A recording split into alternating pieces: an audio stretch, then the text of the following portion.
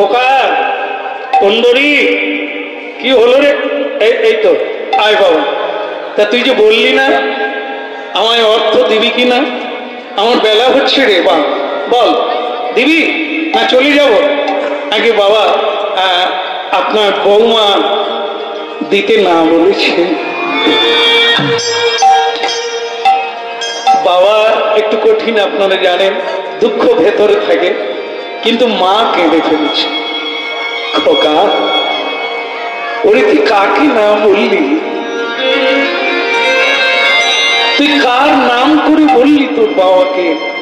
বৌমা না করেছে, বাবা তো তোকে দিয়েছে রে। এখনই এরকম হয়ে গেলি তুই, আমি মরলাম না। খোকা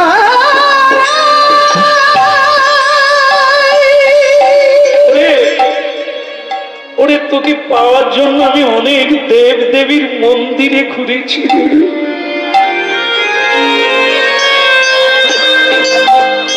তোকে পাওয়ার জন্য অনেক ধর্ণা দিয়েছি, কেঁদেছি।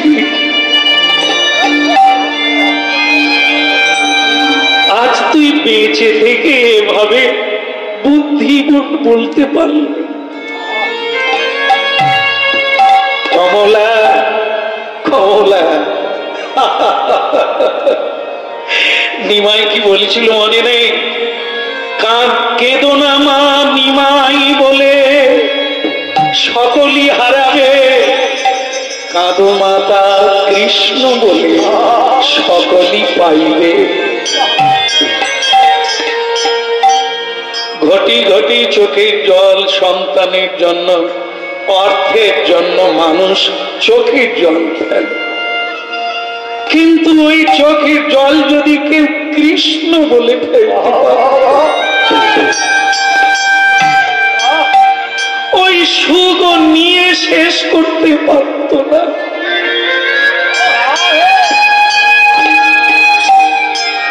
কেঁদো না মা নিমাই বলে সকলই হারাবে, কাঁদো মাতা কৃষ্ণ বলে সকলই হারাবে।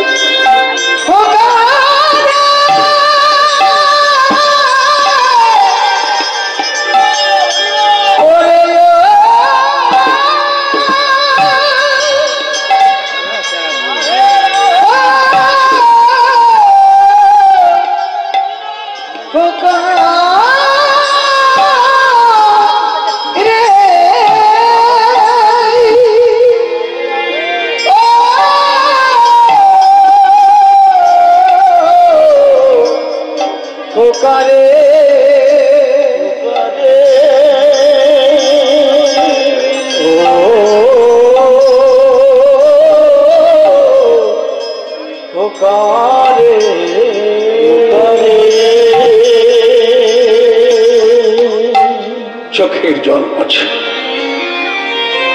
এরই জন্য হরিনাম শুনতে হবে কমলা। এই দুঃখ থেকে দূর হবে, তত্ত্বটা জানতে হবে। এই পৃথিবীতে এমন কোন দুঃখ নেই যা তোমাকে দিতে পারে, শুধু এই তত্ত্বটা, এই সুখের ঘরের চাবিকাঠিটা নিতে হবে। আমার শ্যাম সুন্দর, আমার গোবিন্দ যেমন সদানন্দময়, তুমি তার ভক্ত হয়ে দুঃখ হবে এটা কখনো হয়?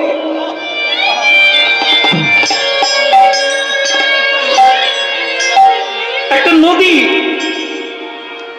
বালুচর, এপার ভাঙে, এপারের মানুষ কাঁদে, সে বালি যে কোথায় গিয়ে উঠে কেউ জানে না। যেখানে ওঠে সেখানের মানুষ আসে, এই তো সংসার, এখানে মরে অন্য জায়গায় জন্ম নেয়, আবার সেখানে মরে অন্য জায়গায় জন্ম নেয়। তা তুমি কাঁদছো কার জন্য? কৃষ্ণ ভজিবাত তবে সংসারে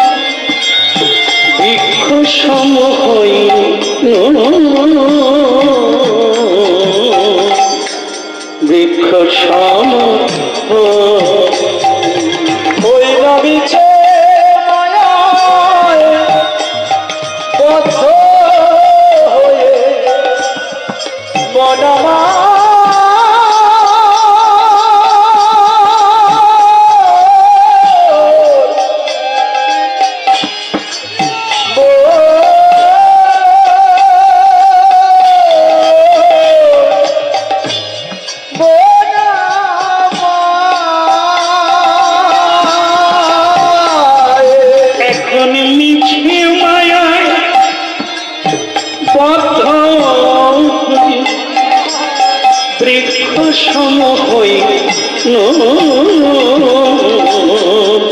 বৃক্ষ সম মিছে কৃষ্ণ ভজি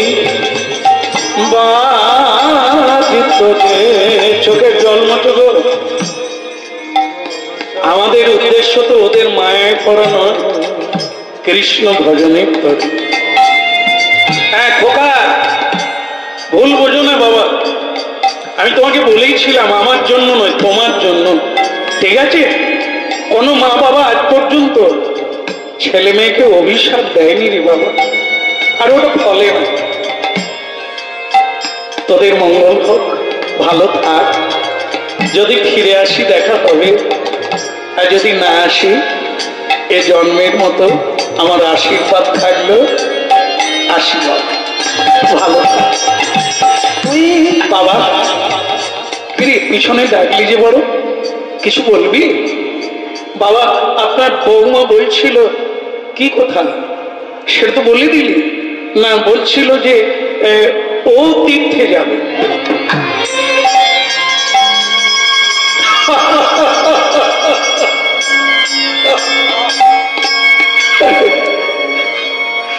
আরে এটা তো কি বলবো, এটা তো আনন্দের কথা। একসঙ্গে যাব, তোরা দুজন আমরা একটা গাড়ি করে নেব, চারজন একসঙ্গে। না বাবা, হ্যাঁ একবার হ্যাঁ বাবা, একবার না বাবা, আমি ঠিক বুঝে উঠতে পারছি। আসলে ওই আপনার বৌমা তো মানে অল্প বয়স, আর অল্প বয়স মানে জানেন তো পা নরম, তো সে ও তো হাঁটতে পারবে না। তাই আমরা গাড়ি করে দুজনে যাচ্ছি, আপনি মাকে নিয়ে হেঁটে হেঁটে চলে যান।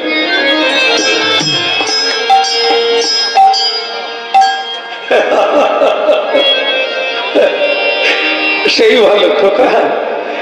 আসলে কি জানিস, বৃদ্ধ বয়সে হোক আর যৌবনে হোক কৌমারে হোক, তীর্থে গেলে খালি পায়ে যেতে হয়, গুরুগৃহে গেলে খালি পায়ে যেতে পারলে ভালো।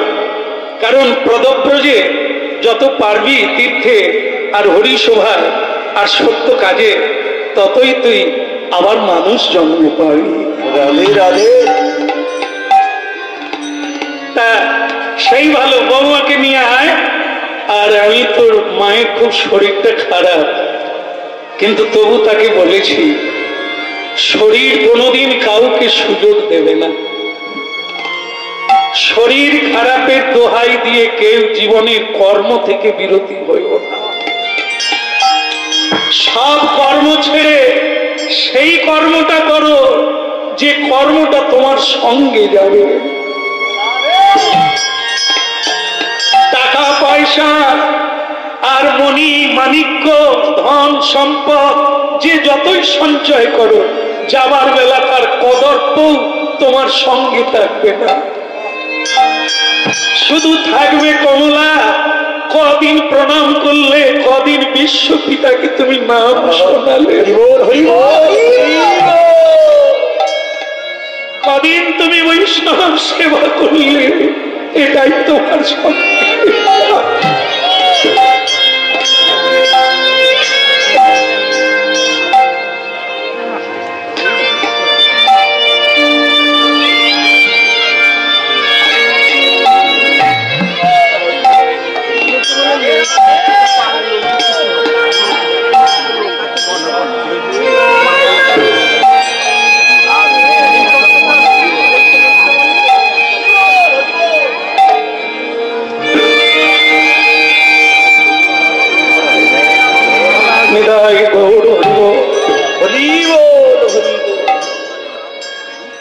একে বলে রসিক ভাবুক। অনেকদিন জপ ধ্যান করছেন তো, তাই ভেতরে বেসামাল হয়ে যাচ্ছে। পাষাণ হৃদয়ে এটা হয় না, এটা পেতে গেলে অনেক সময় লাগে। একটা কুকুর জানেন, একটা কুকুর কৃষ্ণ নাম শুনত গৌতম ঋষির কাছে। ঋষি তাকে একদিন জিজ্ঞাসা করলো, কুকুর তোমার কি কোনো অসুবিধে আছে, আমার কাছ থেকে কোনো বর নেবে? তো কুকুর বললে যে আমাকে আমার জাত ভাইরা খুব জ্বালাতন করে। তা আপনি যদি আমার একটা কিছু করে দেন ভালো হয়, আপনি তো অনেক কিছু পারেন। কুকুরের কথা শুনে গৌতম মুনি তাকে একটা কুমারী মেয়ে বানিয়ে দিল, ভারী চমৎকার দেখতে, 16 বৎসরের বয়সে একটি ষোড়শিয়া রমণী বানিয়ে দিল। এখন কুকুর হয়ে যেটা তার জাত বাইরে জ্বালাতো, এখন মেয়ে হয়ে গিয়ে বুঝতে পারছেন এবার কোন সমাজ জ্বালাবে। এ সিটি মারে, ও সিটি মারে, এ চোখ মারে, সে ডাকে, ও বিয়ে করবে বলে, সে বিয়ে, সে কুকুরের চাইতে জ্বালা আরো। একদিন তার ভাগ্যে শুভোদয় হলো কি যে একটা রাজকুমার তাকে পছন্দ করে ফেলল। গৌতম ঋষির কাছে আবেদন রাখলেন, আমি এই মেয়েকে বিয়ে করে জীবন সঙ্গিনী করতে চাই। গৌতম ঋষি বলে, তা ঠিক আছে বাবা, তোমার ইচ্ছে যখন। বিবাহ হলো, অনুষ্ঠান করে বিবাহ হলো, মেয়ে চলে গেল শ্বশুর বাড়িতে, মানে রাজবাড়িতে। এখন মজা হয়েছে কি, রাত্রি যেই 1:30-2 বাজে সে মেয়ে আর ঘুমোতে পারে না। সে চুপি চুপি সারে উঠে যত চামড়ার জুতো ছিল সে সব দাঁত দিয়ে কুচি কুচি করে খাবে। রাজকুমার সকালবেলা উঠে বলে, ব্যাপার কি, কুকুর তো আজ পর্যন্ত এভাবে করে না, মানে কেউ মানে নিশ্চয়ই আমার সিকিউরিটিরা একটু অবহেলা করেছে, নাহলে কুকুর ঢুকলো কি করে। কিন্তু এটা দেখা যাচ্ছে প্রায়শই হতে আছে, আবার নতুন জুতো আবার কেটে কুচি কুচি করে। তো একদিন মানে রাজকুমার ঠিক করলো যে এটা কে করে, কথাকার কুকুর, কিভাবে সে কুকুরকে আমি দেখতে চাই। তাই উঠবে করে, কিন্তু উঠলো না। তার স্ত্রী বরং স্বামীর দিকে একবার তাকালো, স্বামী ঘুমোচ্ছে না, জেগে আছে। না ঘুমিয়ে না। এইবার সেই স্ত্রী উঠে, যেই উঠে গেল স্বামীও ভাবলো উঠে যাচ্ছে কেন, তা সেও পিছনে পিছনে গেল, গিয়ে দেখে অন্য কোন কুকুর টুকুর কেউ না, তার স্ত্রী রাজকুলবধূ সেই জুতো নিয়ে দাঁত দিয়ে কাটছে। রাজকুমার ওই স্ত্রীর আসার আগে বিছানায় গিয়ে শুয়ে পড়ল, বুঝতে দিল না যে আমি জেনে ফেলছি। ও মেয়েকে জানালো না যে তুমি কেন জুতো কাটো, যেটা আমরা ছটফট করি ফাটাং করে জানিয়ে, কিন্তু সে চেপে থাকে। একদিন তিনি গৌতম ঋষির কাছে গেলেন, শ্বশুর মশাইয়ের কাছে গেলেন, গিয়ে বললেন, বাবা, বলে কি বাবা জীবন, সব খবর ভালো তো? বলে সব মোটামুটি ঠিক আছে, কিন্তু একটা জিনিস আপনার মেয়ের সম্পর্কে আমার জানার ইচ্ছে। বলে বলো বাবা কি? আপনার মেয়ের রাত্রিবেলা উঠে এই চামড়ার জুতো কাটে কেন? তখন গৌতম ঋষি বলছেন, বাবা তুমি তো কিছু শুনলে না, তার রূপ দেখে তুমি মজে গেলে, তাই তাকে বিয়ে করলে, আমি কোন বাধা দিই না। কিন্তু আসলে কি জানো বাবা, ও তো কুকুর ছিল। কি বলছেন আপনি? বলে হ্যাঁ, ও আমার কাছে এখানে বসে থাকতো, হরিনাম শুনতো, কুকুর ছিল, তাই আমি ওকে দয়া করে কুমারী বানিয়ে দিয়েছি। তার শরীরটা বদল হয়েছে, কিন্তু স্বভাবটা তো আর বদল হয়। তবে সময় লাগবে, হবে। মানুষ অভ্যাসের দাস। কুকুরের যে স্বভাব সেটা ওর দেহের মধ্যে, আত্মা তো আলাদা, আত্মায় স্বভাব বহন করে বেড়ায়, কর্মফল বহন করে বেড়ায়, জন্ম জন্মান্তরের কর্মফল নিয়ে সে জন্ম নেয়, এই জন্য তার স্বভাব ওই রকম হয়ে যায়। তা কুকুর ছিল, কুকুরের স্বভাবটা মানুষ হলে কি হবে তার মধ্যে বিদ্যমান। তাহলে কি বললাম, এই যে আমরা হরিনাম শুনছি, কৃষ্ণ নাম শুনছি, এই অভ্যাসের চেঞ্জিং হচ্ছে। এরকম বসতে বসতে শুনতে শুনতে আপনি নিজেই বুঝতে পারবেন না আপনার পরিবর্তন কিভাবে। এটাই কারণ সাধু সঙ্গ হচ্ছে পরশমণি। এই এমন এক জিনিস, আপনি ঢুকেছেন তো বাস আপনার কাজ চালু হয়ে গেছে। তাই আজকে কমলা, তোমাকে আর কি বলবো, ওরা জানে না, ওদেরকে অভিশাপ দিও না। চল, আমাদের সময় হয়ে গেল, কিচ্ছু ব্যাপার নাই, পায়ে হাঁটতে হাঁটতে বলে যে স্বামী যদি মাঝ রাস্তায় মারা যায় সে তো ভালো, বাঁচার চেয়ে মরণ ভালো,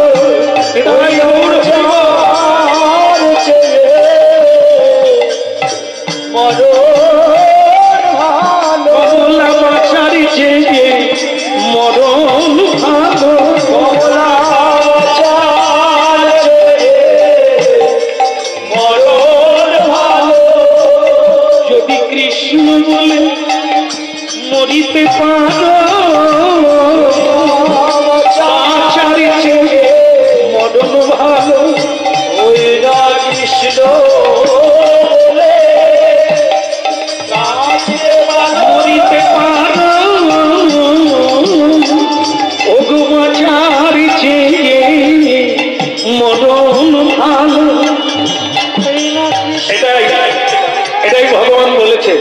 জং জং বাপি শরণং তজ্জত্যন্তে ভাবিতং কলেবরং।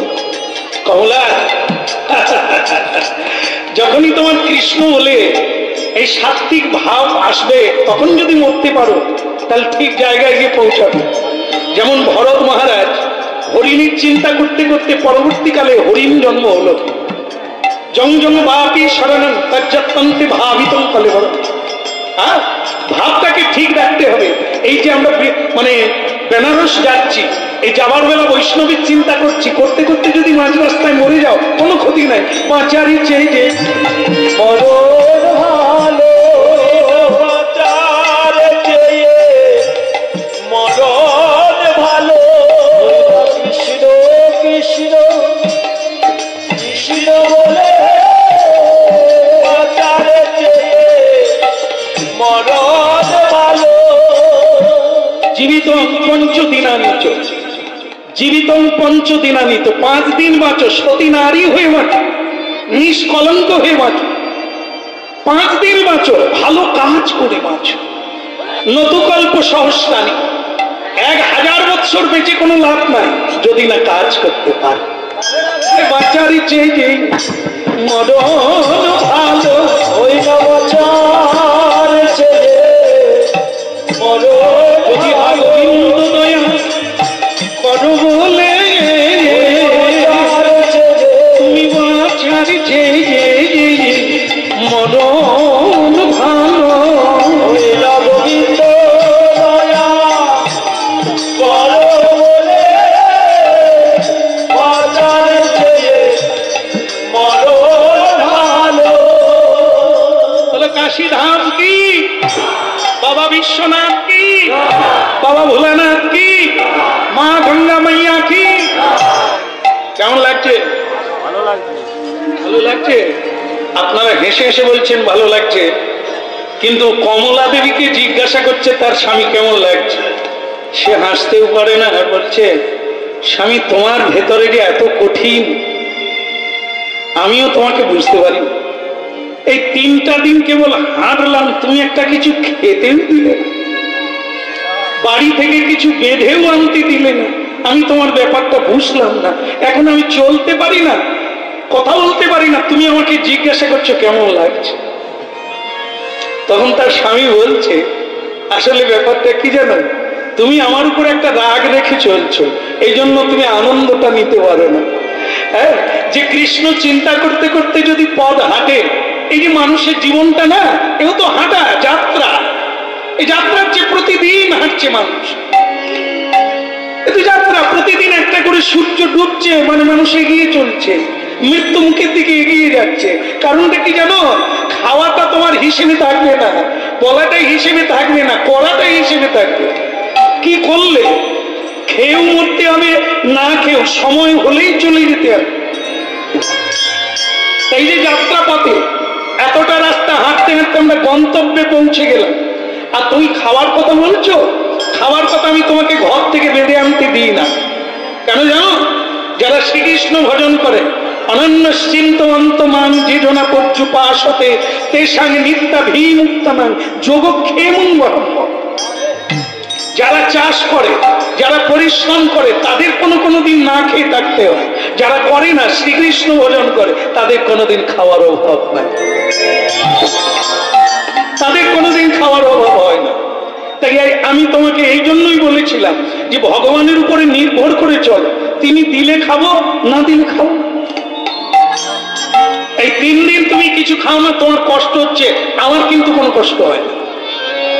কারণ দুটো দেহ আছে, একটা হচ্ছে জড় দেহ আর একটা চিন্ময় দেহ, একটা জীবাত্মা, একটা পরমাত্মা। পরমাত্মা কি খায়, জীবাত্মা কি খায়। জীবাত্মা ভাত মুড়ি খায়, এই জড় জগতে যা বস্তু সব খায়, কিন্তু পরমাত্মা খায় না। পরমাত্মা কি খায়, পরমাত্মা এই নাম প্রসঙ্গ, আধ্যাত্মিক প্রসঙ্গ খায়।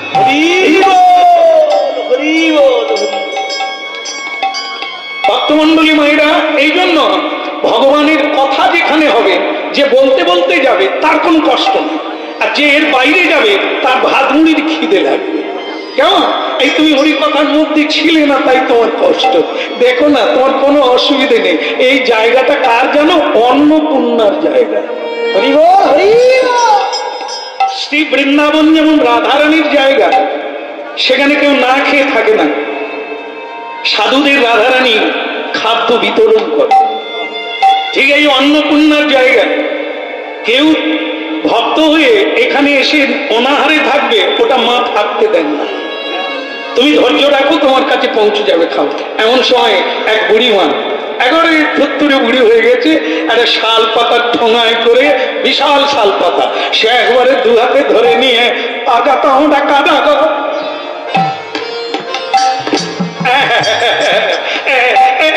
এই না।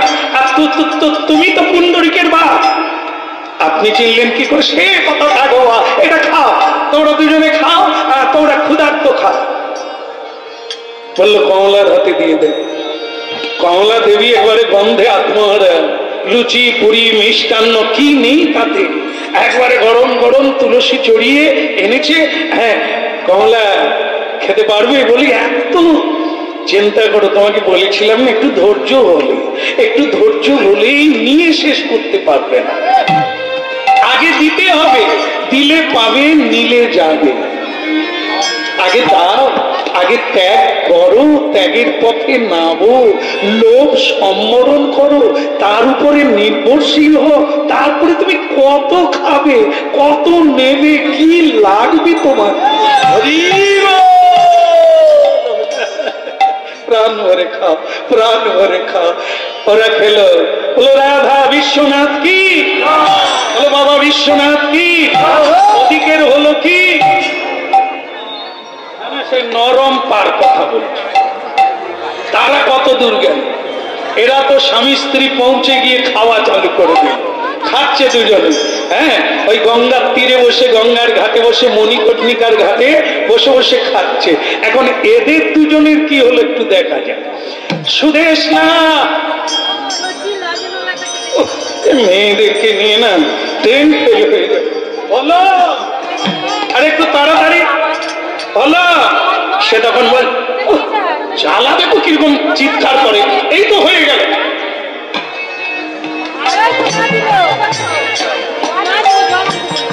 এও প্রায় 45 মিনিট কেটে গেল। আবার একবার স্বামী বলছে হলো, এই তো হয়ে গেল। আপনাদের কি হয় জানি না, এক এক মা আছে, মাঝে ট্রেন ফেল হয়ে কতবার যে শাড়ির ভাঁজ দেয়। আবার এই যে সব ওই ঝাড়বাতি, সে একবার আলমারি ভরে, আবার একবার অন্য ডিজাইন বের করে, সেই কথা।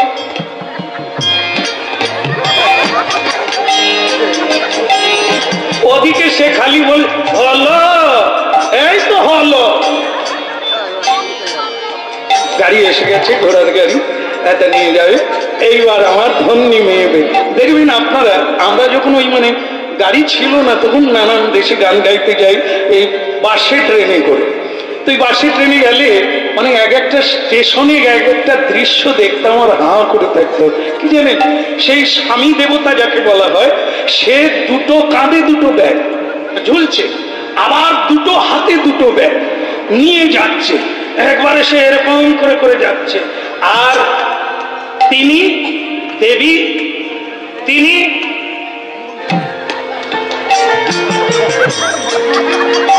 ওই এখানে একটা ছোট্ট ব্যাগ ঝুলে, কি ব্যাগ আমি জানি না।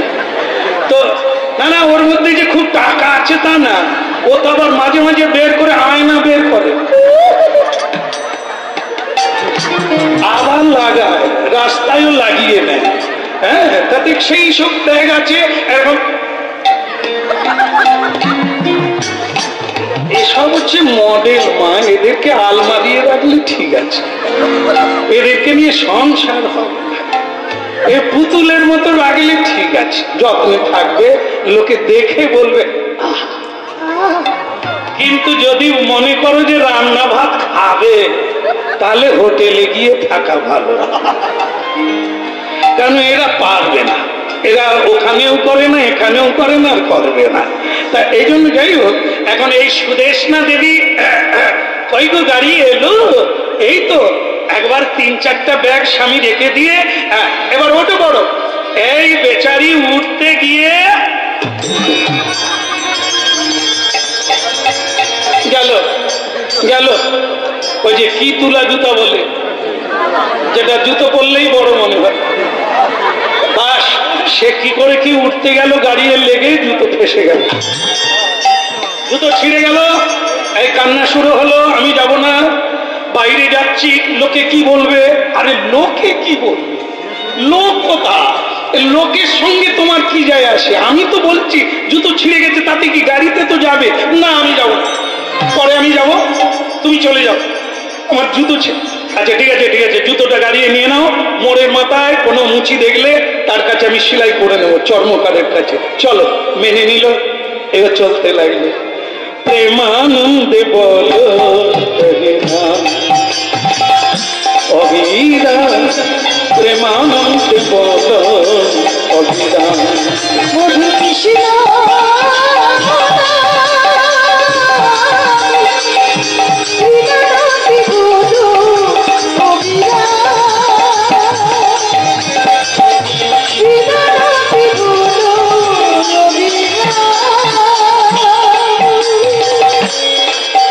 প্রেমানন্দে বল অভিরাম, মাধব কৃষ্ণ নাম, প্রেমানন্দে বল অভিরাম। হরে কৃষ্ণ হরি বলে চলো যেমন ব্রজধাম, হরে কৃষ্ণ হরি বলে চলো যেমন ব্রজধাম, প্রেমানন্দে বল অভিরাম, মধুর কৃষ্ণ নাম, প্রেমানন্দে বল অভিরাম।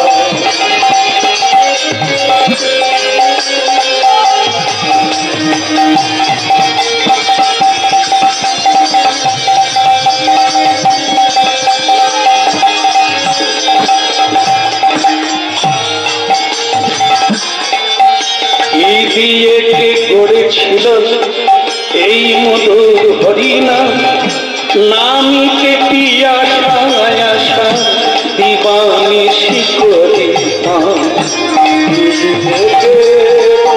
করেছিল এই মধুর হরিনাম, নামে নামকে পিয়াসা আশা দিবানি শিকরে এখন বাহু তুলে প্রেমানন্দে, প্রেমানন্দে বাহু তুলে গাও তারক ব্রহ্মনাম, প্রেমানন্দে বল অভিরাম, মধুর কৃষ্ণ নাম, প্রেমানন্দে বল অভিরাম।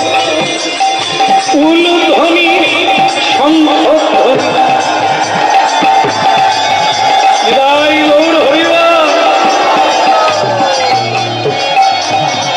হরে কৃষ্ণ হরি বলে চলো যেমন ব্রজধাম, প্রেমানন্দে বল অভিরাম, মধুর কৃষ্ণ নাম, প্রেমানন্দে প্রেমানন্দে প্রেমানন্দে বল অভিরাম, অভিরাম, প্রেমানন্দে বল। এই যে আরে আপনি কালা নাকি, এতক্ষণ ধরে ডাকছি আর আপনি গান গেয়ে যাচ্ছেন? ভক্তমন্ডলী মায়েরা, যার কাছে জুতো সেলাই করবে মোড়ের মাথায়, সে জুতো সেলাই করছে আর হরিনাম গাইছে, প্রেমানন্দে।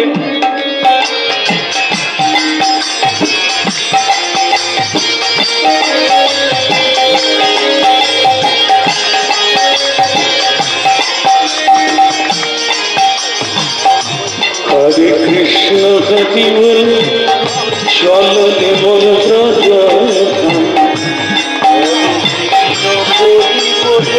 চলো যেমন ব্রজধাম, প্রেমানন্দে বল অভিরাম, মধুর কৃষ্ণ নাম।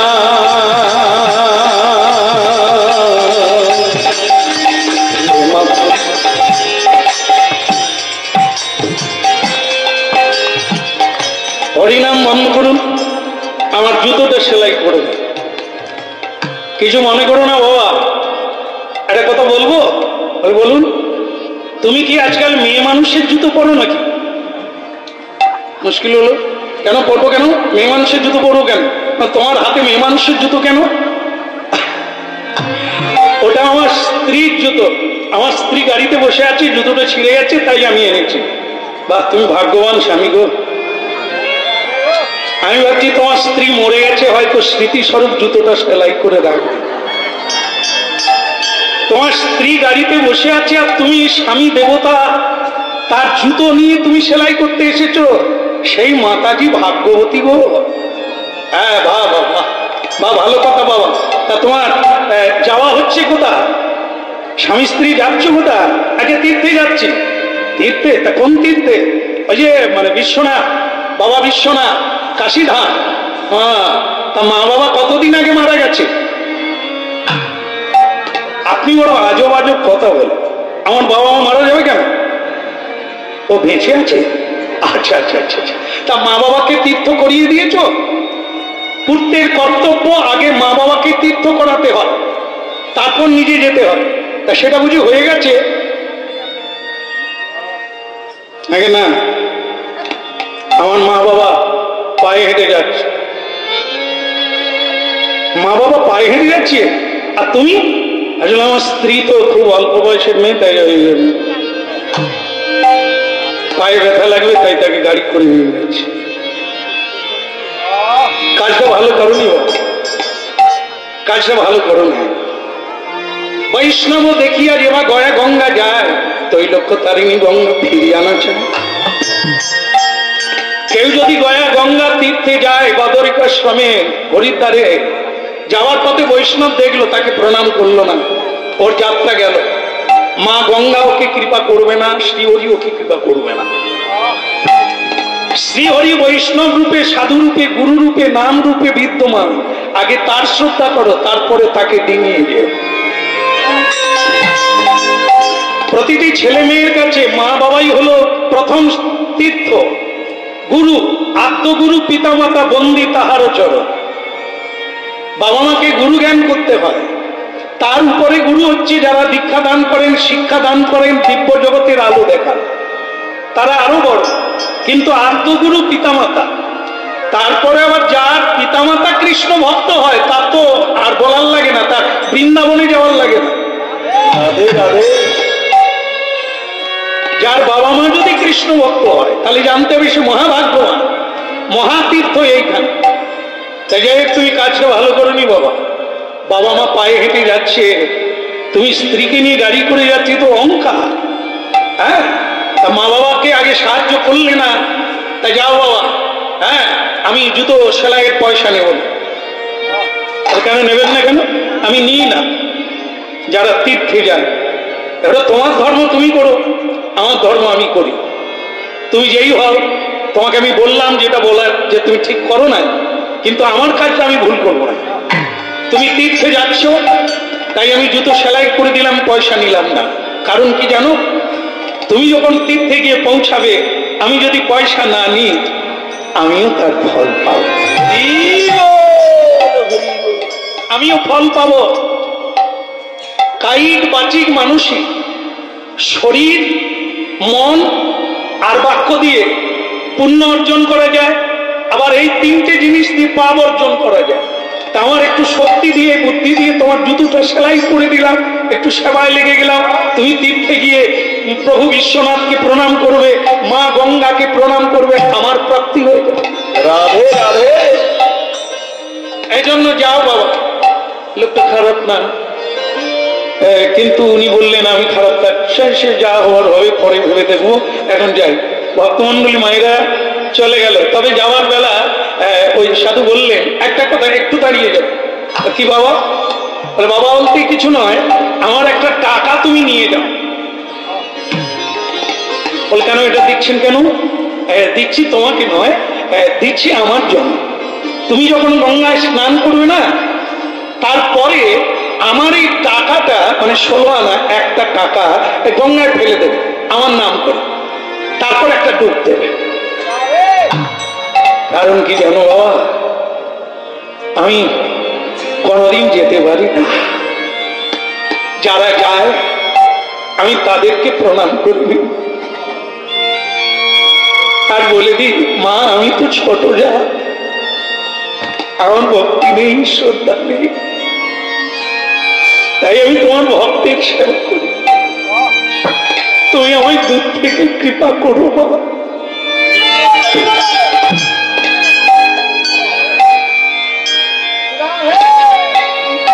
দেখুন সাধুর ব্যবহার আর গৃহস্থের ব্যবহার বুঝতেই পারব। এটা গাড়ি করে মহাতীর্থে পৌঁছে গেল, আর সেই মহাতীর্থে গিয়ে দূর থেকে দেখতে পেল ঘাটে বাবা মা বসে আছে। ছেলে ভেতর থেকে কান্না বেরিয়ে এলো, বাবা মা। কিন্তু স্ত্রী তাকে চেপে দিয়ে বলল, আদিক্ষেতা করো না, তুমি জানো যে ওনাদের কাছে কোনো পয়সা করি নেই, এই সারা দেওয়া মানে দেখা হওয়া মানে চাইবে, ওটা ভুল করো না, ওনারা যেমন আছে তেমন থাক, তোমার কি করার আছে তুমি করে না।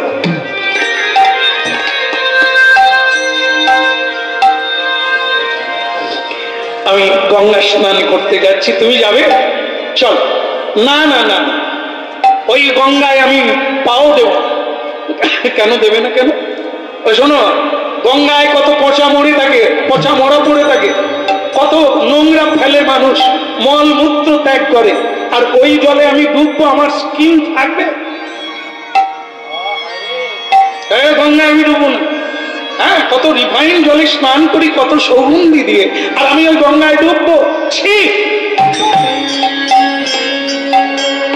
আসলে কি জানো তো, নিন্দা করতে করতে এমন জায়গায় তুমি পৌঁছে গেছো, কাউকে ছাড়ছো না। তুমি জানো উনি কে? উনি দেবী সুরেশ্বরী। সুর, সুর মানে দেবতা, দেবতা যাকে প্রণাম করে, যার পাদ বন্দনা করে।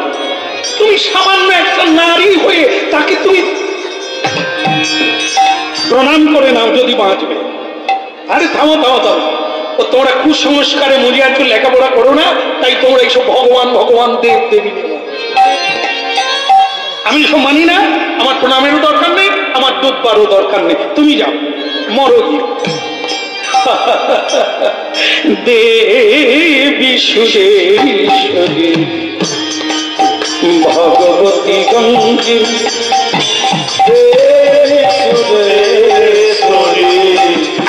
ভগবতী গঙ্গে, মাতে বিশুদেশ্বরী ভগবতী গঙ্গে,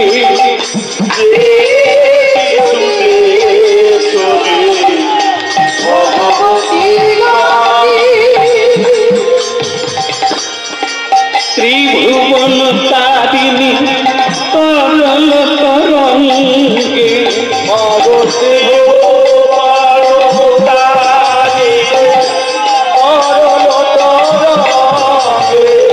ত্রিভুবন তারিণী তরল তরঙ্গে,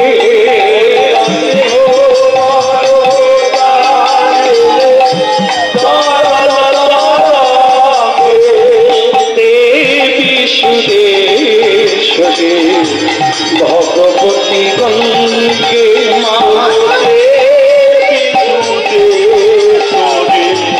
ভগবতী গঙ্গে, ঈশ্বরজননী তুমি মুনিজন কর্ণে, ঈশ্বরজননী তুমি মুনিজন কর্ণে, দেবী সুরেশ্বরী ভগবতী গঙ্গে, মা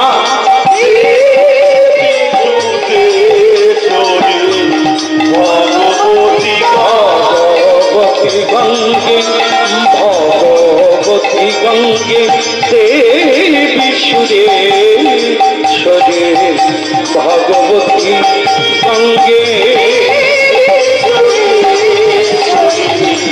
ভগবতী গঙ্গে, হরি হরি হরি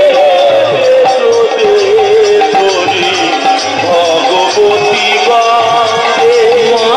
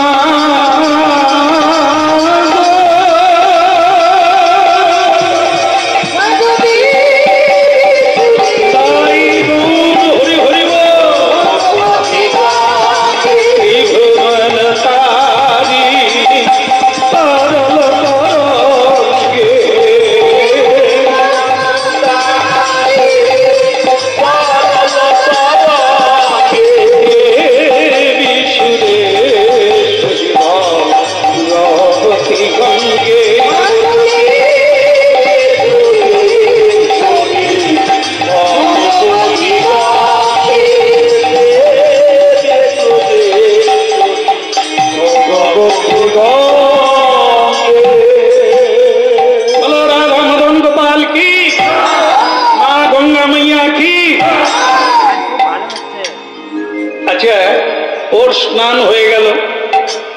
বাবাজি কি দিয়েছিল যেন একটা? আপনারা মনে রেখেছেন?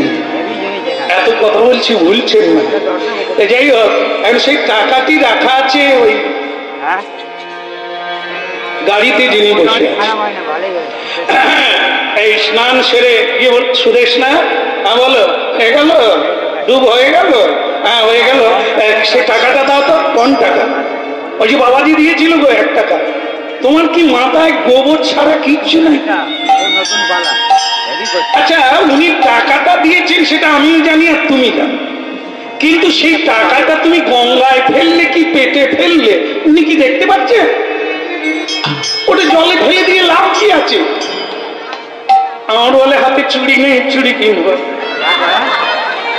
সুদেশ না, সবই ঠিক আছে, লোভ ভালো, হ্যাঁ, কিন্তু কখনো ব্রহ্মস্যে লোভ দিও না।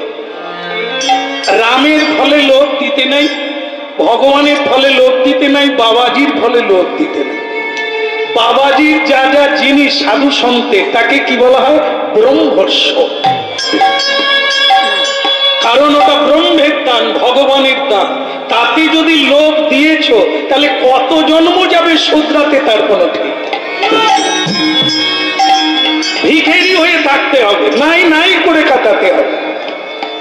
চলো ওসব লোক ছেড়ে দিয়ে উনি আমাকে দিয়েছিলেন, তুমি ওটা আমাকে দিয়ে দাও না, মরোগে। এই জন্য পুরুষ মানুষের দ্বারা কিচ্ছু হবে না, তাই না?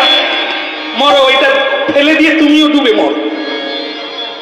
একটা ভালো বুদ্ধি দিলে না, যেরকম আমাদের ওখানে সব মায়েরা বুদ্ধি দেয়, একা খাটবে, ভাই মা বাবা এত লোককে খাওয়াবে কেন, চলো আমরা ফ্ল্যাট কিনে ফ্ল্যাট হয়ে পড়ে থাকবো। কি সুন্দর মন্ত্র দিল জানেন তো? আসলে আমাদের গুরু বৈষ্ণব মন্ত্র দিলে কানে ঢোকে না কেন বলুন তো? এই যে বসে আছেন আপনারা, আপনাদের 2 কান খোলা, এদিক দিয়ে ঢুকলে এদিক দিয়ে, এদিক দিয়ে ঢুকলে। আর স্ত্রী যখন কোন পুরুষকে মন্ত্র দেয় সেটা থেকে যায় কেন? কারণ সেই সময় একটা কান চাপা থাকে।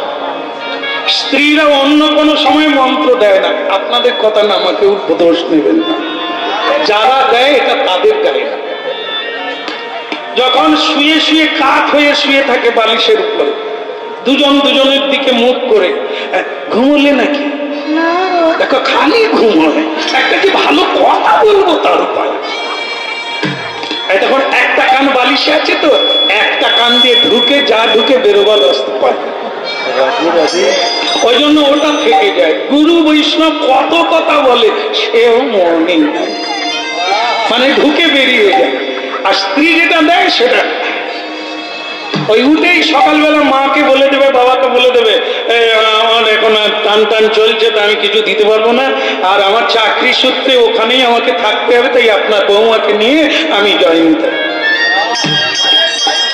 কাজ হয়ে গেল। আর গুরু যে বলছে বাবা মাকে নিয়ে থাকবে, তবে তোর ছেলে তোদেরকে নিয়ে থাকবে, নাহলে সব জঞ্জাল বলে ফেলে দেবে। এ কথা মনে থাকে না। হ্যাঁ থাকবে, থাকছে, এখনো চলছে। হ্যাঁ, তাই এদিকে হলো কি, ওই 1 টাকা নিয়ে কি করলো? জয় মা গঙ্গা, এটি উনি দিয়েছিলেন বাবাজি, তা ওনার নামের টাকাটা আপনার বুকে দিয়ে দিলাম। দিয়ে বলেছিল একটা ডুব দিতে, তাই ডুবে পড়ল।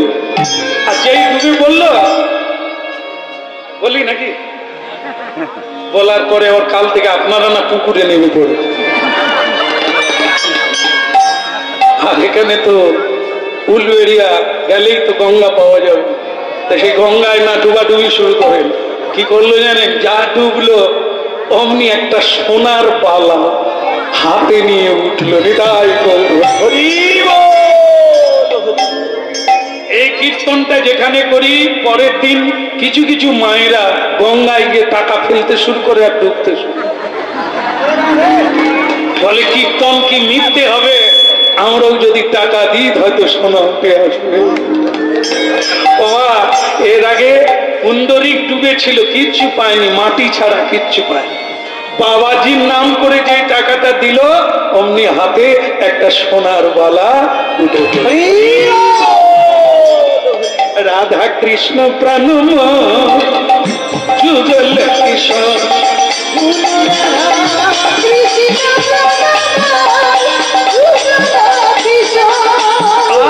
জীবনে জীবনে মরণে জীবনে মরণে গতি নাকি রাধা কৃষ্ণ প্রাণ যুগল কিশোর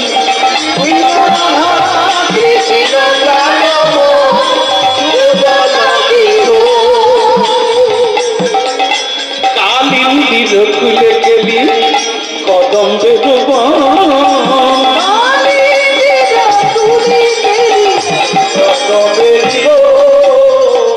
কালিন্দির খুলে গেলি কদম্বে ডুব খুলে গেলি কদম্বে রতন সিংহাসনে বসাবো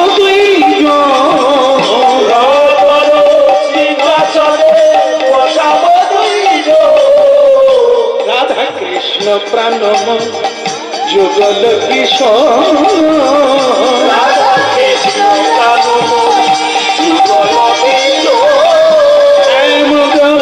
অঙ্গে দিব চন্দনের বন্ধ অঙ্গে দেব চন্দনের চামদ দুলাভ তবে মুখ চন্দ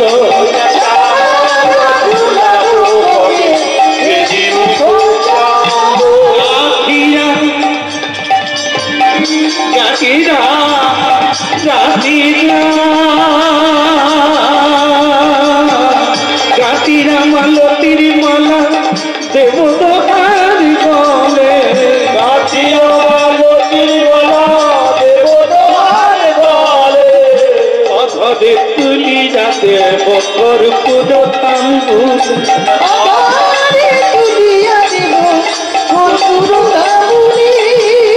ললিতা বিশাখায় আদি যত সখী বৃন্দ ললিতা বিশাখায় আদি যত সখী বৃন্দ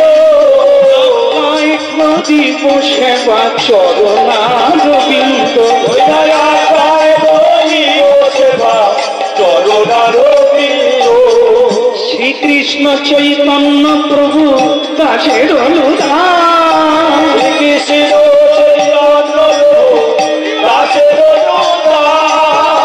সেবায়ুবিলাসী চাহে নরোত্তমতা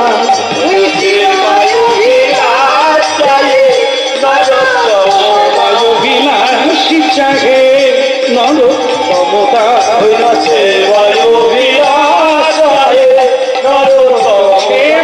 সেবায়ুবিলাসী চাহে নরোত্তমতা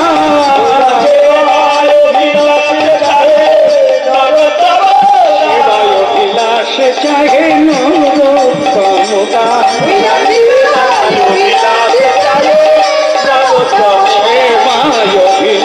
চাহে রাধা কৃষ্ণ কি রাধা গোবিন্দদেব কি আরেকবার বলা যাবে কাশী ধাম কি ভক্তমন্ডলী মায়েরা ওদিকের হলো কি পেয়েছিল মালা কালা কিসের তালা আপনারা যতবার আমি বলবো কালা কালা আপনি ততবার মালা মনে বলুন ভারী সুন্দর বালা পেয়েছে। এখন যেই বালা পেয়েছে যিনি গাড়ির উপরে বসেছিলেন সুদেষ্ণা দেবী তিনি বলছে ওগো তুই কি ভাগ্যবান গো,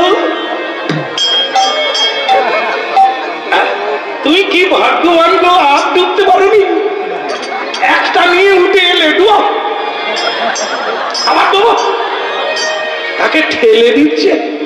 হ্যাঁ তুমি যদি বলো আমিও ডুববো। এর আগে বলছিল ওটা নোংরা জল, স্কিন খারাপ হয়ে যাবে। এখন যেই তার ভেতর থেকে সোনার বলা কুড়িয়েছে তুমি এইটুকু ডুবে উঠে বললে আরো একটু ডুবলে হয়তো দুটা পাওয়া যাবে। হ্যাঁ ডুবে মরে গেলেও কোনো ক্ষতি নাই, বালা দিয়ে মরে যাবে। বলে রাধা মাধব কি বালার হলো কি? একবারে হাত এরকম করে দিয়েছে, দেখি দেখি মাপটা দেখি মাপটা দেখি, হয়ে যাবে, দেখাচ্ছে সেরকম। তোমার কি লজ্জাটাও গেছে? তুমি করতে চাইছো কেন? বলে বা তা তুমি পেলে ওটা কার? যা তোমার তা। এইটা আপনারা বুঝলেন, উনি বুঝতে পারলেন। যা তোমার তা আমার, তা তুমি কুড়িয়ে পেয়েছো, ওটা কার? অন্যের হবে? বলে হ্যাঁ এটা অন্যের। এর আগে আমি ডুবেছিলাম, মাটি ছাড়া কিচ্ছু পাই। ওনার নাম করে এই টাকাটা দিলাম, সেটা এটা পেলাম, তা ওটা ওটা কার হবে? ওটা তার। ওগো তোমার পায়ে পড়ি, তোমার একটু সুবুদ্ধি হোক। ওগো একটা টাকা জলে ফেলেছো, অনেক কথা বলেছিলাম তবু তুমি শোনো না, কিন্তু এত দামি সোনাটা তুমি ওনাকে দিও না। আরে বাবা, উনি তো গরিব মানুষ, কিছু জানে না, অনেক দূরে আছে, কি পেলে না তুমি বলে দেবে মাটি ছাড়া কিছু পাইনি।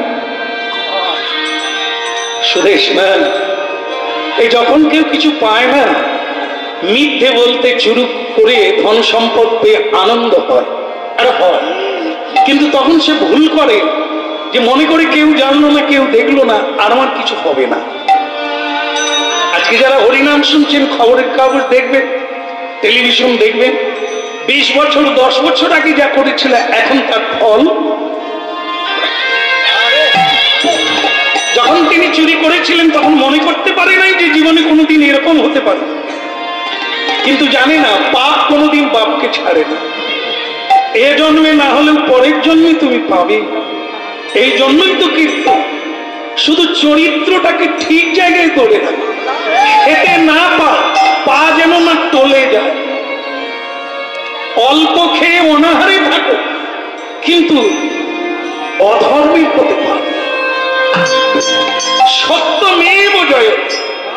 অল্প রোজগার করে হাসতে পারবে, অতি রোজগার করে দুঃখে মরবে।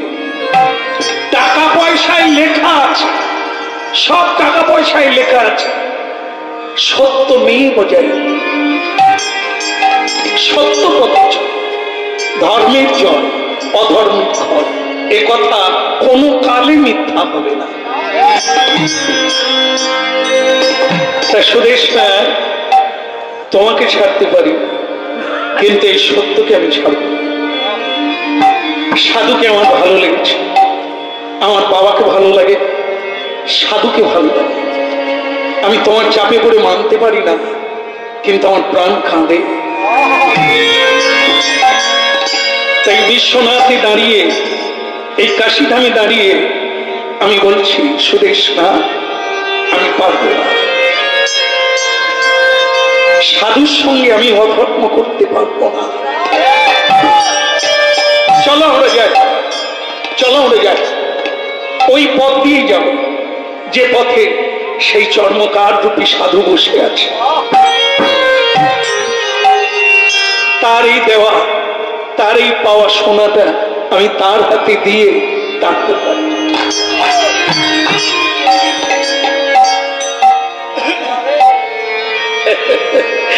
এখনো সেই বৃন্দাবনে বাঁশি বাজে বাজে রে,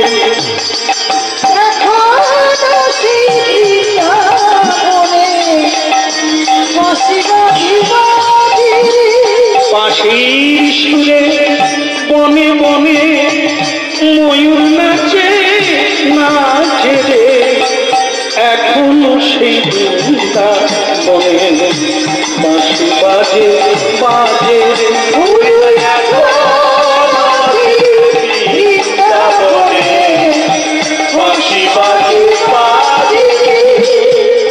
বাঁশি শুনে রাধারানী এখনো সে পাগলিনী। বাঁশি শুনে রাধারানী এখনো সে পাগলিনী। অষ্টগোপীর শিরোমণি নম সাজে সাজে এখনো সেই বৃন্দাবনে বাঁশি বাজে বাজে রে। এখনো সেই বৃন্দাবনে এখনো সেই গাভীগুলি গোচারণে উড়াই ধুলি, এখনো সেই গাভীগুলি গোচারণে উড়াই ধুলি।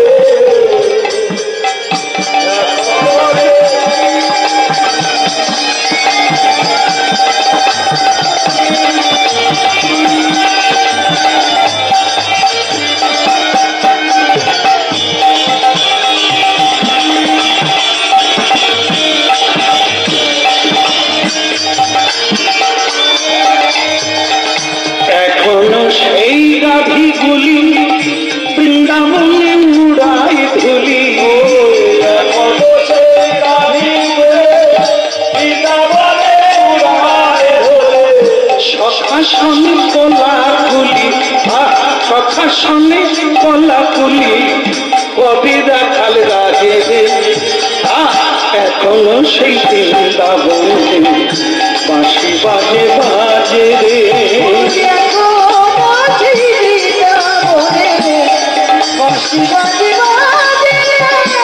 এখনো সেই ব্রজবালা বাঁশি শুনে হয় উতলা, এখনো সেই ব্রজবালা বাঁশি শুনে হয় উতলা।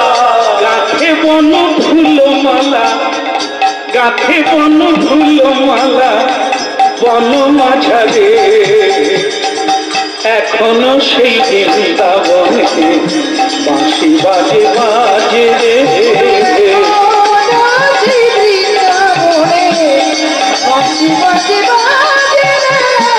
সেই চর্মকা হরিনাম গাইছে, এরা স্বামী স্ত্রী দাঁড়িয়ে দাঁড়িয়ে শুনছে, ফিরে এসেছে। আহা আশা ছিল মনে মনে,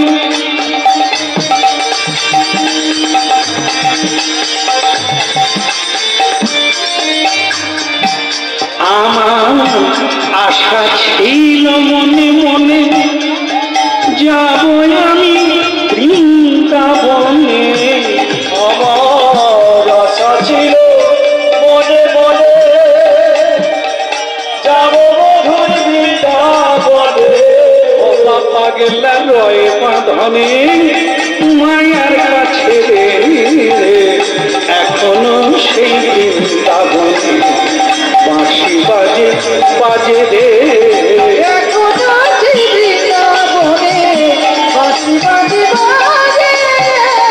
বাঁশির সুরে বনে বনে, বাঁশির সুরে বনে বনে ময়ূর নাচে নাচে রে। এখনো সেই বৃন্দাবনে বাঁশি বাজে বাজে রে। হৃদয় গৌর হইব। এখনো সেই বৃন্দাবনে বাঁশি বাজে বাঁশি বাজে হরি বাবা কে? ও আচ্ছা আচ্ছা আচ্ছা আচ্ছা, তোমরা তা তীর্থ হয়ে গেল? হ্যাঁ বাবা, তা এসো বাড়ি যাও, ভালো থাকো। হ্যাঁ, গঙ্গার কৃপা হোক, বাবার কৃপা হোক। এইটা নেন বাবা। ওটা কি? ওটা কি? আগে একটা সোনার বালা। কোথায় পেলে? ওই যে আপনার নাম করে যে গঙ্গায় টাকাটা দিলাম আর ডুবলাম, আমি সোনাটা উনি পেয়ে গেলাম। তাই এটা তো আপনার। হ্যাঁ, তা ঠিক আছে, কিন্তু একটা পেলে, দুটো দুটো পেলে না? তখন সেই মেয়েটি বলছে, হ্যাঁ এই যে ভণ্ড বাবা, তা এরকম করে কত লোককে ঠকান আপনি? হ্যাঁ, ডুবলো কে, সোনা পেলো কে, আর আপনি নিয়ে নিচ্ছেন? মা না, এত শিক্ষায় শিক্ষিত হয়েছে, কথা বলতে জানো না কার সঙ্গে কিভাবে কথা বলতে হয়। সবাইকে সমান জ্ঞান করো না, এটা ভালো না। নেবে কোথাও? সমতায় এসো, আমি মাটিতে দাঁড়িয়ে আছি, তুমি মাটিতে নামো, উপর থেকে না। গুরুজনদের সঙ্গে ওভাবে কথা বলে না, নেবে কোথাও। তা শোনো মা, তা তুমি কি বলছো আমি ভণ্ড?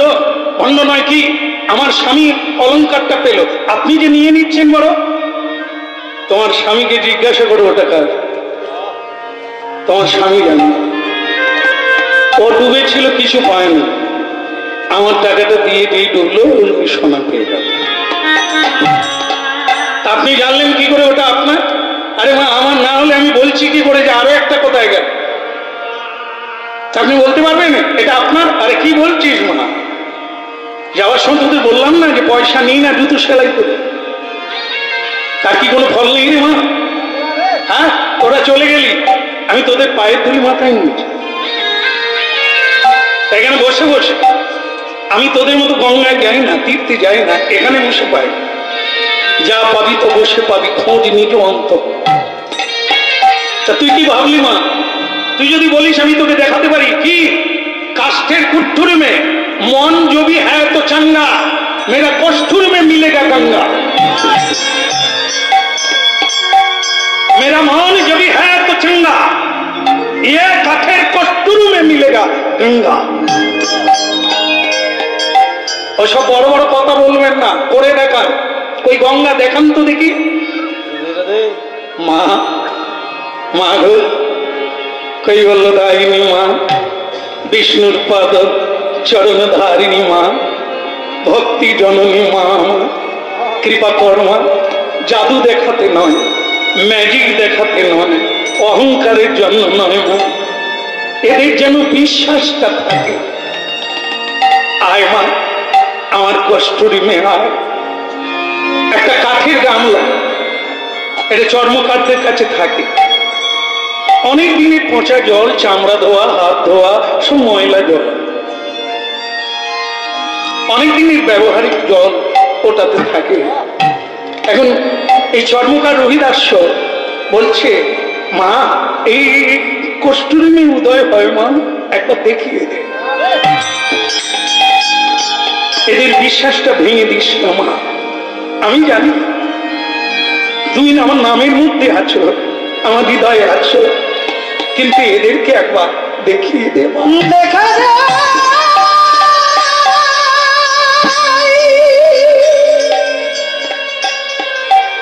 ও গো মা,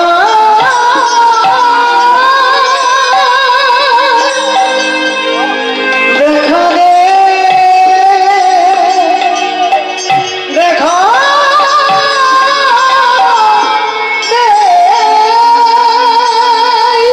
দেখতে দেখতে ভক্ত ইচ্ছা পূর্ণকারী ভগবান মা গঙ্গার উদয় হল, সেই কাঠের কটুরিতে উদয় হল। আকাশ থেকে পুষ্প বৃষ্টি হতে লাগলো, উলুধ্বনি, হরির ধ্বনি কেঁপে উঠলো। হরি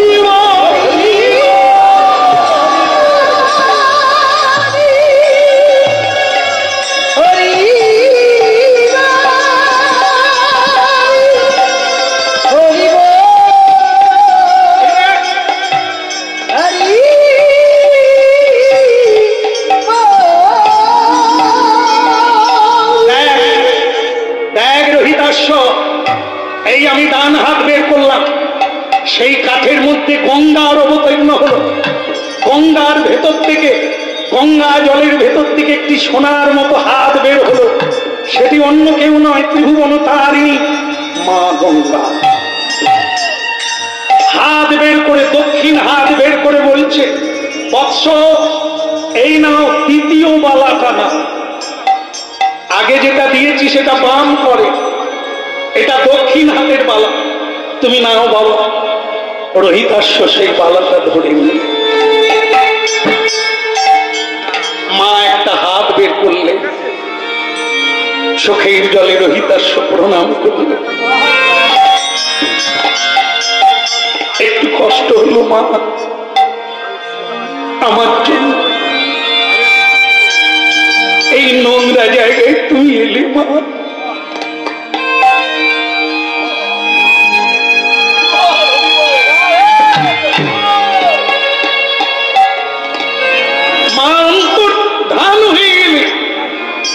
মা চলে গেল। এদিকে সেই মেয়েটা গাড়ি থেকে নামলো,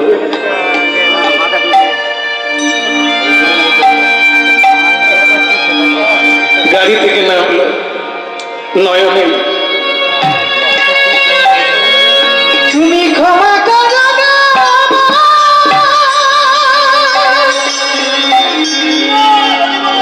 তোমার জানাই অঘটন আজও ঘটে। হরিনাম কৃষ্ণ নাম এই অঘটন যতদিন চন্দ্র সূর্য থাকবে এটা থাকবে। আপনারা আজও একটা সত্যকে প্রমাণ করে নেবেন। পুকুরের জল আপনার একটা বোতলে রাখতে পারেন, একটা মাটির পাত্রে রাখতে পারেন, 5 মাস পরে দেখবেন তাতে কীট জন্ম হয়েছে, জলটা দুর্গন্ধ হয়ে গেছে। কিন্তু গঙ্গা থেকে জল আনবেন, ওই পচা মোড়া ভেসে যাওয়া দুর্গন্ধ মলমূত্র ত্যাগ করে যে গঙ্গা, সে গঙ্গা যে এখনো গঙ্গা তার প্রমাণ আপনারা করে নেবেন। 5 বৎসর রেখে দেবেন, জলে পোকা হবে না, দুর্গন্ধ। এরপরে একটা মহা জিনিস আছে, যে কোনো পুকুরের পচা জল তুলে আনবেন, তুলে এনে আপনাদের মন থেকে যাকে ভালো লাগবে সাধু জ্ঞানী, সেই সাধু গুরু বৈষ্ণবের চরণ ধৌত করবেন। সেই চরণ ধৌত জলকে জল বলে না, চরণামৃতম। রাধে রাধে। বিশ্বাসে মিলাই বস্তু তর্কে বহুদূর, আজও আছে। ওটা রাখবেন, পচা পুকুরের জল তুলে আনবেন, চরণ ধৌতের পর ওকেও রেখে দেবেন, 5 বছর রেখে দেবেন, পোকা হবে না, দুর্গন্ধ হবে। এ প্রমাণ আজও বৈষ্ণবগণ সাধুগণ জানে। চোখের দৃষ্টি চশমা লাগে না। অনেক বাবাজি মাতাজি আছেন বিশ্বাসে বৈষ্ণবে এই চরণ ধৌত জল চোখে। 80-85 বছর বয়স হয়ে গেলে এখন চশমা ব্যবহার করে না, ভাগবত পড়ে। এই হরিবাসর হলে অনেকে তো এলেন চলে গেলেন, অনেকে লক্ষ্য করবেন গড়াগড়ি দেয় এই জায়গা, ধুলো নিয়ে চলে বেঁধে নিয়ে চলে যায়। যারা জানে এই জায়গাটা সামান্য না, এই এতক্ষণ যা হচ্ছে স্বয়ং নন্দ তার পারিষদ নিয়ে এখানে আছে। তাদের চরণ রেণু যার ভাগ্যে হয় সেই পায়। তাহলে গঙ্গার মহিমা আজও গঙ্গা গঙ্গা, তাতে মলমূত্র ত্যাগ করলেও গঙ্গা অপবিত্র হয় না। নোংরা মানুষ নোংরা করে, তাহলে গঙ্গা নোংরা হয় না। হরিনামের নিন্দা অনেকে করে, অপবিত্র অবস্থায় হরিনাম দেয়, হরিনাম কোনদিন অপবিত্র হয়। হরিনাম অপবিত্রকে পবিত্র করে, অমঙ্গলকে মঙ্গল করে।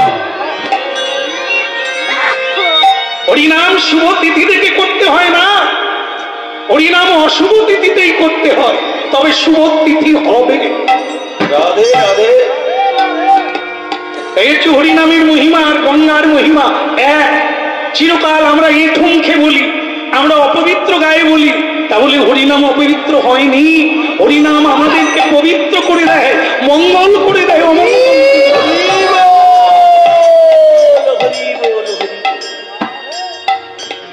সেই গঙ্গা মা দেখিয়ে যা গেলে, ওই মেয়েটা জীবনে কাঁদে না, কাঁদিয়েছে, আজ সে কাঁদল। পড়িল চরণ তলে, পড়িল চরণ তলে, পড়িল পড়িল চরণ তলে, পড়িল চরণ তলে। ওই চর্মকার রোহিতার শেষ পায়ে করে মেয়েটি কাঁদছে। কি দেখালেন বাবা, এই যে অবিশ্বাস্য। মা গঙ্গা আপনার কঠোর দিন, মা গঙ্গা আপনাকে দ্বিতীয় বালা দিয়ে গেলে। আপনি কে? আপনি এত বড় মানুষ, ছেঁড়া কাপড় পরে আছেন কেন? আপনি এত বড় মানুষ, এই ভাঙা ঘরে লোকের পায়ের জুতো সেলাই করছেন কেন? মারে অহংকার ঘর করে কি করবো মা? আমার এই ঘরটাই তো অস্থায়ী, এটাই ভেঙে পড়ছে। ওই ঘর করে আমার সঙ্গে যাবে? বরং ঘর বানাবো যতক্ষণ গাছের তলায় বসে হরিনাম গাইবো, ততক্ষণে আমার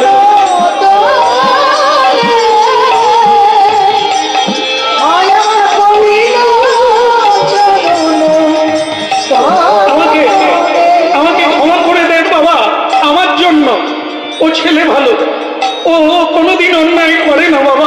আমার চাপে পড়ে ও এত খারাপ, আমি ওকে বানিয়েছি। আমাকে ক্ষমা করে দেন, আমি বড় লোভী, আমি বড় পাপী। মা, তোমার এই যে এই জানা আর অজানা, এক সেকেন্ড আগে তোমার ছিল অজানার অন্ধকার, এক সেকেন্ডে তোমার সকাল হয়ে গেল, জ্ঞান সূর্য উদয় হয়ে গেল। এইটাই তো জীবন, এক সেকেন্ডে এদিক আর ওদিক। এই তোমার চোখের জল, এই ভুলটা জেনে যাওয়াটাই হচ্ছে তোমার কৃপা।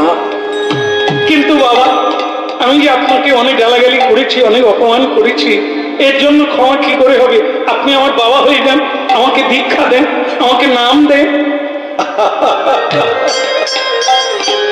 নাম তো আমার নয়, নাম তার। যা স্নান করে আর আমি তোদেরকে দীক্ষা দান করি। ভক্তমন্ডলী মায়েরা দীক্ষা হলো, দীক্ষার পরে গুরু উপদেশ নিতে হবে। জীবনে আমি কি করব, একটা কিংবা দুটো, পারলে আরো বেশি উপদেশ নিয়ে চলে আসতে হয়, এবার সেটা পালন করতে হয়। বলুন আমাদের উপদেশ কি? প্রথম উপদেশ হলো, গাড়ি নিয়ে এখনই কাশি যাবে, মা বাবাকে তুলে আনবে, তারাই মহাতীর্থ তোদের জীবনে। কতবার চেষ্টা করেছে তোরা হরি বল বল, হাতে তালি দিয়ে গানে। আপনি কি করে জানলেন? ওসব বলতে নেই।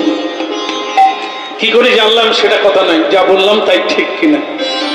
যা মা বাবাকে তুলে নিয়ে আসবি, তুলে এনে তাদের বাড়িতে রাখবি। আর আজ থেকে তোদের শুরু হবে গুরু সেবা।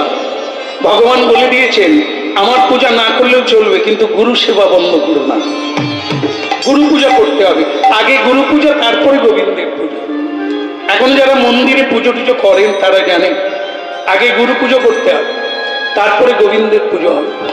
কারণ গুরুই, ভগবানই গুরু রূপে এসেছে, তবু গুরু রূপে তো আমরা শিক্ষা পেয়েছি, তাই আগে গুরু পরে গোবিন্দ। আজ থেকে মা বাবাকে গুরু করে মানবি যতদিন পৃথিবীতে থাকবে। আর দেখবি নিষ্ঠার সহিত গুরু সেবা করলে ভগবান এসে দাঁড়াবে। রাধে রাধে। ভগবান এলে কথা বেশি বলিস না, ভগবান খুব চতুর, ঠকে যাবে। কেমন? গুরু সেবা ছেড়ে যাস না, যা। আমি একদিন ঠিক সময়ে পৌঁছে যাব। বাবা মার কাছে গেল গাড়ি নিয়ে, বাবা মা তো দেখলো যে ছেলে বৌমার ললাটে তিলক, কণ্ঠে তুলসীর মালা, গায়ে নেওয়া। বলি কি হলো রে তোদের এত পরিবর্তন? বলে আমরা দীক্ষা নিয়েছি। সে কি বৌমা তুমি? আর আমার ভোলানাথ এই ছেলে? বলে হ্যাঁ বাবা, ও ভালো ছেলে, আমাকে ক্ষমা করে দেন, আমারই জন্য ও এত বিরুদ্ধাচরণ করেছে, আমাকে আপনি ক্ষমা করে দেন। আমার জীবনে অন্যায় ছিল, লোভ ছিল, তাই আমি আপনার ছেলেকে সৎ পথে আসতে দিই না। বৌমা, ক্ষমা চাইবার লাগে না, ভুল যে বুঝতে পেরেছ ওটা তো তোমার জীবনেই ভালো। আমি ক্ষমা করলেও কি না করলে তোমার কোনো যায় আসে না মা। তুমি বুঝতে পারলে তোমার জীবনটাই আলো হয়ে যাবে। এটাই আমি শুনে ভালো লাগলো। কিন্তু আমি জানতে চাই, সে মানুষটাকে যার ছোঁয়া লেগেই তোমাদের বদল হয়ে গেল। বলে যে তেমাতার মোড়ে নাম তার রোহিতাস্য, আরে সর্বনাম, সে তো আমার গুরু, নিদায় গৌর হরি হরি। ওরে তোর মায়ের আমার গুরু তো তিনি, তাই বলো। আমি বলি কোন গাছের ফল এত তাড়াতাড়ি পেকে গেল? রাধে রাধে। এত তাড়াতাড়ি পেকে গেল, এমন গুরু না হলে কেউ পাকে? চিতি সাপ ব্যাং ধরে। চিতি সাপ জানেন তো? আপনারাও জানেন, সব জায়গায় চিতি আছে। ছোট ছোট সাপ, সে কখনো কখনো বড় ব্যাং ধরে দেন। ধরলে কি হবে? সাপেরও কষ্ট, ব্যাঙেরও কষ্ট। মানে ব্যাং ট্যাঁ ট্যাঁ করছে, সাপ গিলতেও পারছে না, ব্যাং মরছেও না। একবার শ্রীরামকৃষ্ণ ঠাকুর পঞ্চবটী বনের দিকে বাহ্যে যাচ্ছে, তার ভাগনা হৃদি ওই লটা লটা যাতে জল থাকে নিয়ে যাচ্ছে। রামকৃষ্ণ যাচ্ছে, মা তারা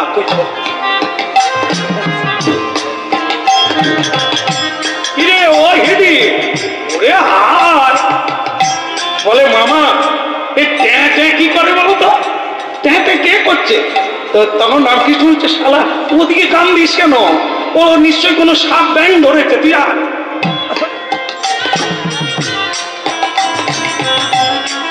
চলে গেল। 45 মিনিট পরে মামা ভাগনা আবার ওই রাস্তা দিয়ে ফিরছে, দেখে তখনও বলে মামা ব্যাং কি এক জায়গায় বসে বসে, এই সাপ কি এক জায়গায় বসে এত ব্যাং ধরছে? না না, সেই একটাই সাপ আর একটাই ব্যাং। তো তাহলে এতক্ষণ ট্যাঁ ট্যাঁ করছে কেন? নিশ্চয় চিতি সাপ ধরে। বলে মামা কি করে বুঝলে? বলে চিতি সাপ তো বিষ নাই, এই ব্যাঙও মরে না, গিলতেও পারে না, ছাড়তে পারে। এই ব্যাঙেরও যন্ত্রণা, সাপেরও যন্ত্রণা। আর যদি জাত সাপ হতো, গিলতে না পারো, কামড়ে দিলে ট্যাঁ আর সঙ্গে সঙ্গে কামড়ানো মাত্র মরে যাবে। এর বেটা চিতি সাপ, এ গিলতেও পারে না আর মারতেও পারে না, দুইজনেরই কষ্ট। এই তথাকথিত গুরু যারা পেট চালাবার জন্য গুরুগিরি করে, তারা কাউকে কামড়ালে ওই দুজনেই ট্যাঁ ট্যাঁ করে। গুরুও যন্ত্রণায় ভুগবে, শিষ্যও যন্ত্রণায় ভুগবে। আর সদ্গুরু যদি হয়, এক কামড় দিবে ট্যাঁ আর শেষ হয়ে যাবে, এক জন্মেই কাজ শেষ হয়ে যাবে। এই যে বাবা বলছে সদ্গুরু কামড়েছে এদের, তো তাই এত সুন্দর। যারা বিপরীত ছিল তারা আজকে কৃষ্ণ ভজন। বাবা মাকে বাড়িতে এনে গুরু সেবা শুরু হলো। গুরুদেব বলে দিয়েছে বাবা মা হচ্ছে তোর গুরু, এখন ওরা যেহেতু কৃষ্ণ ভক্ত, তুই সেবা করে যা, আর দেখবি এই জন্মেই ভগবান এসে। শুরু হলো গুরু সেবা। জয় জয় শ্রী গুরু প্রেম কন্যা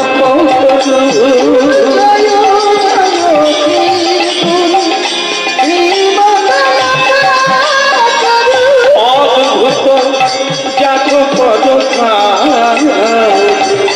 অদ্ভুত জাত পদ জাত পদ।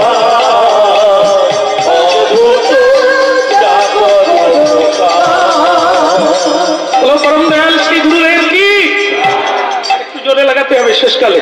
परम दयाल श्री गुरुदेव की। কোন জয় দেন আর না দেন, সকালবেলা, সন্ধ্যেবেলা, দুপুরবেলা গুরুদেবের জয় দিয়ে দেন।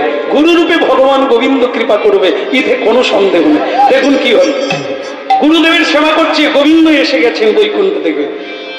পণ্ডরীক, স্বয়ং ভগবান চতুর্ভুজ বিষ্ণু। পণ্ডরীককে আমি আমি আমি কে?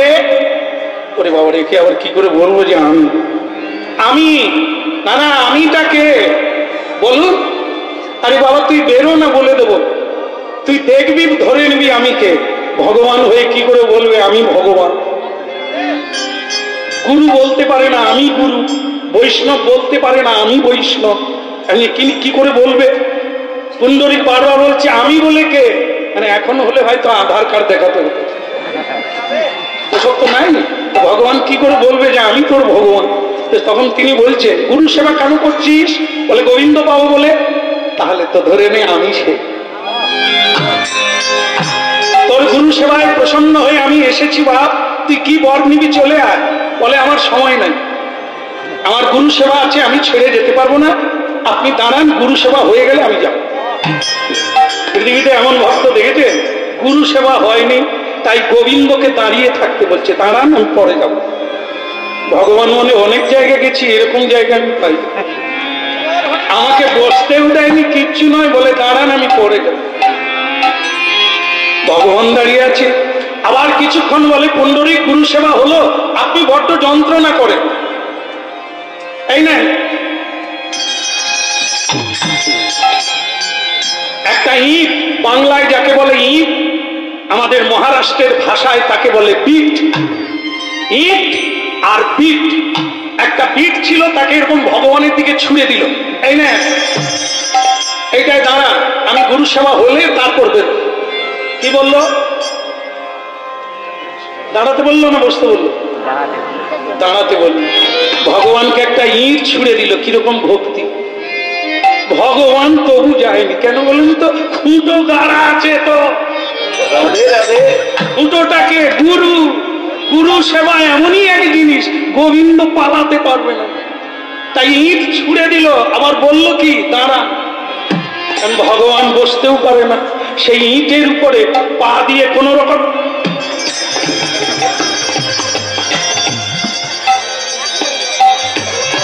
এই টলমল টলমল করছে। এমন সময় নারদ ঋষি আওল সেইখানে, এমন সময় নারদ ঋষি আওল সেইখানে, হরিধ্বনি উলুধ্বনি করিছে সকলে, হরিধ্বনি উলুধ্বনি করিছে সকলে, হরি বল হরি বল হরি বল হরি বল, প্রেমানন্দে বাহু তুলে হরি বল হরি বল, প্রেমানন্দে বাহু তুলে হরি বল হরি বল, হরি বল হরি বল।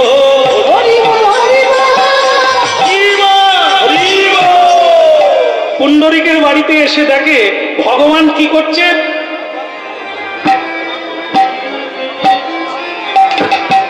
নারদ খালি এরকম করে দেখে, প্রভু বলে কে? নারদ। এই তো, চুপ করে কথা বলো না, গান গেও না। বলে কেন? ভেতরে গুরু সেবা চলছে, চুপ করে দাঁড়িয়ে থাকো। বলে আমি না হয় দাঁড়াবো, কিন্তু আপনি এরকম করছেন কেন? বলে আমাকে দাঁড়াতে বলছে। বলে দাঁড়ান, আপনি নেবে দাঁড়ান। বলে না, ইটের উপরে দাঁড়াতে বলছে। ভক্তের বাক্য ভগবান কিভাবে মেনে চলছেন, আমরা তার বাক্য মানি না, কিন্তু তিনি ভক্তের বাক্য মেনে চলছেন। দাঁড়াতে বলছেন তাই বসেন, দাঁড়িয়ে আছেন। এমন সময়ে তার গুরু মনে করলো, মানে ওই রোহিতাশ্ব, বলে আমার শিষ্য কেমন আছে একবার দেখে আসে। তিনি ওখানে এসে পৌঁছে গেলেন, এসে দেখে ভগবান এরকম এরকম করছেন, আর নারদ ঋষি মাঝে মাঝে বলছে, প্রভু একটা পিছনে কাঠ দিয়ে দেব। ভগবান বলে কাঠ দিতে তো বলেনি, তুমি বরং পিছনে দাঁড়াও, পড়ে গেলে ধরে নি। কেমন? তার নারদ এরকম পিছনে বাজাচ্ছে আর এরকম, আর এদিকে ভগবান টলমল করছে। গুরু রোহিতাশ্ব এসে এই দৃশ্য দেখে পুণ্ডরীক কি করেছে, বাইরে ভগবান, দেবর্ষি নারদ, সে বেটা গেছে কোথায়? পুণ্ডরীক, হে প্রভু ভগবান, আপনি তোমার শিষ্যকে যেরকম শিখিয়েছ সেই অবস্থা আমার। তুমি কথা বলতে না বলেছ তাই বেরোয়নি, আমাকে দাঁড় করিয়ে রেখেছে। বলে ও কি করছে? বলছে তো গুরু সেবা করছে, তুমি যেমন শিখিয়েছ একটু তাড়াতাড়ি বলো না, যদি হয়ে যায় আমি বৈকুণ্ঠে ফিরে যাই। তা প্রভু এখানে কদিন দাঁড়িয়েছে? বলে দিনা কতক হয়ে গেল। তুমি একটু যদি বলো তাহলে আমি লক্ষ্মী খোঁজ দিচ্ছি, অনেকদিন আমি বাড়ি